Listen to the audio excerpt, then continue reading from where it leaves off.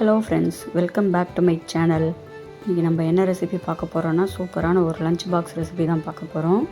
வாங்க என்னன்னு பார்க்கலாம். அதுக்கு முன்னாடி நம்ம சேனலை சப்ஸ்கிரைப் பண்ணாதவங்க சப்ஸ்கிரைப் பண்ணிக்கோங்க. புதுசாக பார்க்குறவங்க மறக்காமல் நம்ம சேனலை சப்ஸ்கிரைப் பண்ணி சப்போர்ட் பண்ணுங்கள். இப்போ வாங்க என்னென்னு பார்க்கலாம்.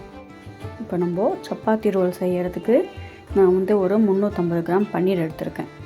அதை இந்த மாதிரி ஸ்கொயராக கட் பண்ணி வச்சுருக்கேன். இப்போ இதை நம்ம மசாலா பொடியெல்லாம் தடவி ஒரு 10 நிமிஷம் ஊற வைக்கணும். அதுக்கு ஒரு மிக்சிங் பவுல் எடுத்திருக்கேன்.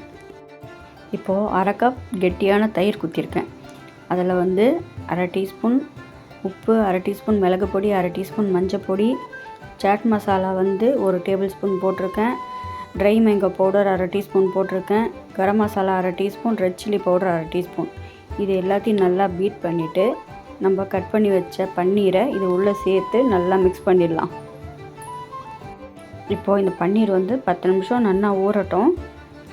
இப்போ ஒரு குடமிளகா, ஒரு வெங்காயம், ஒரு தக்காளி நீல வாக்கில் கட் பண்ணி வச்சுருக்கேன்.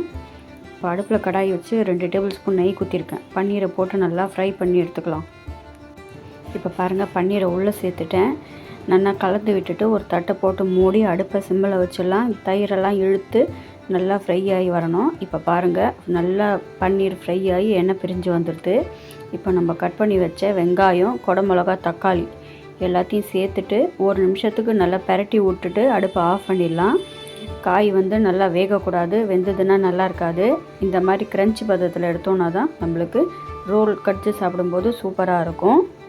அதனால் ஒரு நிமிஷத்துக்கு பெரட்டிட்டு எடுத்துடலாம்.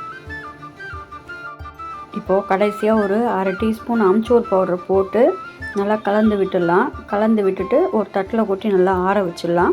இப்போ ரோல் செய்ய ஆரம்பிச்சிடலாம். இப்போ நம்ம சப்பாத்தி மாவை தேய்ச்சாச்சு. இதை நம்ம தவாவில் போட்டு எடுத்துடலாம்.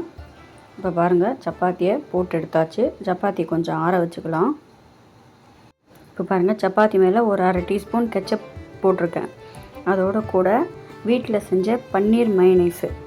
இதோட ரெசிபி வேணும்னா கமெண்ட் பண்ணுங்கள், வீடியோ போஸ்ட் பண்ணுறேன். இது ரெண்டுத்தையும் கலந்துக்கலாம்.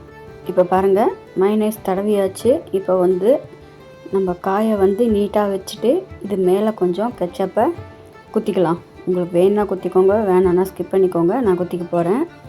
மயோனைஸ் வேணுன்னா போட்டுக்கலாம், வேணான்னா விட்டுடலாம். இப்போ இதை போட்டுட்டு இது மேலே பச்சை வெங்காயத்தை கொஞ்சம் போட்டுக்கலாம். இப்போ பச்சை வெங்காயத்தை கொஞ்சம் போட்டுட்டு இதை ஒரு பட்டர் ஷீட்டு வச்சு நல்லா ரோல் பண்ணிடலாம். இப்போ பாருங்கள், நான் பட்டர் ஷீட்டு வச்சு ரோல் பண்ணிட்டேன். இதை 2ஆக கட் பண்ணி வச்சுக்கலாம். பசங்களுக்கு சாப்பிட்றதுக்கு ஈஸியாக இருக்கும். இந்த பாருங்கள், இந்த மாதிரி 2ஆக கட் பண்ணி லஞ்ச் பாக்ஸில் வச்சு கொடுத்தோன்னாக்கா ஈஸியாக சாப்பிட்ருவாங்க. அவ்வளோதான் ஃப்ரெண்ட்ஸ், நம்மளோட சூப்பரான பன்னீர் காட்டி ரோல் ரெடி ஆகிடுது. லஞ்ச் பாக்ஸுக்கு கொடுத்தீங்கன்னாக்கா ரொம்ப அற்புதமாக இருக்கும்.